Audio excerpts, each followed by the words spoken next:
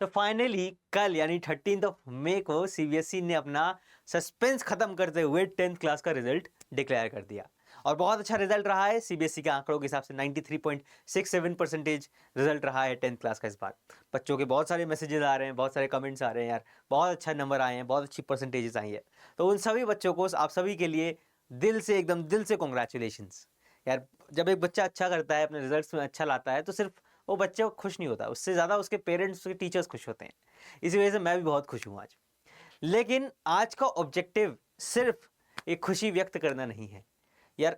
आज का मोटिव, इस वीडियो का मोटिव ये है कि देखो रिजल्ट्स आ गए, रिजल्ट एक्सपेक्टेड थे कि आने हैं और रिजल्ट्स आ गए, लेकिन रिजल्ट्स के बाद अब क्या? अब क्या रिजल्ट्स के बाद क्या आगे का प्रोसीजर है? देखो, अगर आपके रिजल्ट्स आपके एक्सपेक्टेशन के हिसाब से आए हैं, आप खुश हैं, तो बहुत ज़्यादा बढ़िया चीज़ है। एंजॉय करिए, फैमिली के साथ एंजॉय करिए, अपनी खुशी शेयर करिए।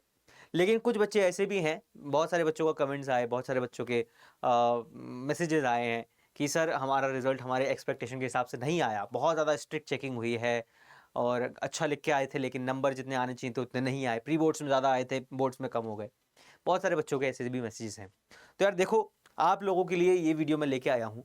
अगर आपको ज़रा भी डाउट लगता है कि यार मैंने करके आया था 95 वाला, आ रहा है मेरे 90, या करके आया था मैं 90 प्लस वाला, आ रहा है मेरे 80 या 75, अगर ये डाउट आपके दिमाग में है तो सीबीएसई ने एक पूरा प्रोसीजर डिज़ाइन कर रखा है आपकी इस प्रॉब्लम को सॉल्व करने के लिए। अगर आप सीबीएसई की वेबसाइट पर जाओगे, जिसमें मेन वेबसाइट पर जब आप जाओगे, यहाँ पे सीबीएसई ने एक लिंक दिया हुआ है। जब आप यहाँ पे देखोगे तो ये आपका, यहाँ पे सीबीएसई ने ये एक लिंक दिया हुआ है, या change in sequence of post result activities. Result के बाद की एक्टिविटीज़ में क्या है? देखो, रिजल्ट के बाद की एक्टिविटीज़ में जो स्क्रूटनी होती है, अगर आपको डाउट है कि आपकी कॉपी सही से चेक नहीं हुई है या फिर कुछ क्वेश्चंस में आपकी मार्किंग नहीं हो पाई है, अगर ऐसा आपको लग रहा है कि नंबर ज़्यादा आने चाहिए, कम आ रहे हैं, तो सीबीएसई ने एक पूरा सिस्टम डिज़ाइन किया हुआ है और उस सिस्टम में अभी जस्ट इसी साल कुछ बदलाव भी हुए हैं। आओ उनको एक एक करके देख लेते हैं, और अगर आप इस तरफ बढ़ना चाहते हैं तो वो प्रोसीजर क्या रहेगा और किस तरह से आप अपनी कॉपी को रीचेक के लिए या फिर री इवैल्यूएशन या री वेरिफिकेशन के लिए अप्लाई कर सकते हैं, वो देखते हैं।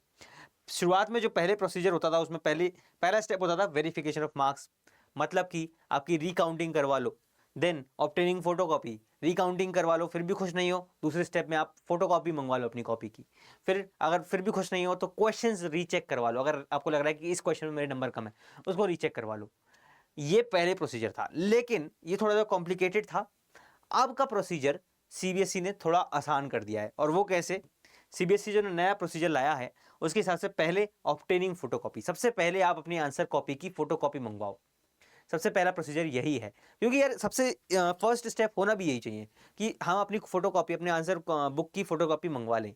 उसके बाद हम खुद उसको परखें, खुद जांचें, अपने टीचर्स से उसको दिखवाएं कि सर क्या है, इस क्वेश्चन में नंबर ज़्यादा मिल सकते थे क्या, सर यहाँ पे काउंटिंग में मिस्टेक है क्या।